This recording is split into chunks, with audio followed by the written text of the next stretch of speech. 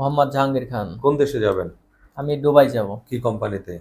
Transguard LLC. Transguard company. কি কাজের জন্য, কি ভিসা জানি? ম্যাশনের। মেশন। বেতন কত? 1150। 1150 রিয়াল। ইন্টারভিউ দিছিলেন না? জি, আমি তো ইন্টারভিউ নিছিলাম। দিছিলাম। তো ইন্টারভিউ পাস করতে একটু সময় লাগছে ভিসা আসতে। ভিসা তো হ্যাঁ, পাইছেন? একটু সময় লাগছে। যারা বলে যে ভিসা হয় না, আপনি কি বলেন তো ভিসা হয় না? না, আমার যে ভিসা হয়ে উল্টা পাল্টা গেছে। মানুষ বলে কেন? ভিসা হয়ে গেছে, ট্রান্সগার্ড কোম্পানির ভিসা এবং আছে।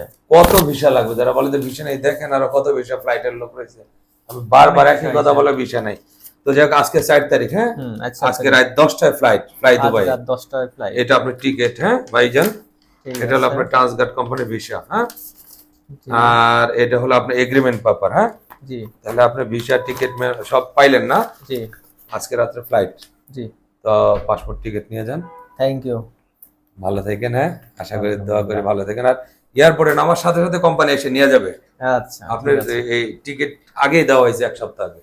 ঠিক আছে। ঠিক আছে? তো ঠিক আছে জাহাঙ্গীর ভাই, ভালো থাকেন, আলহামদুলিল্লাহ। আচ্ছা, আলহামদুলিল্লাহ।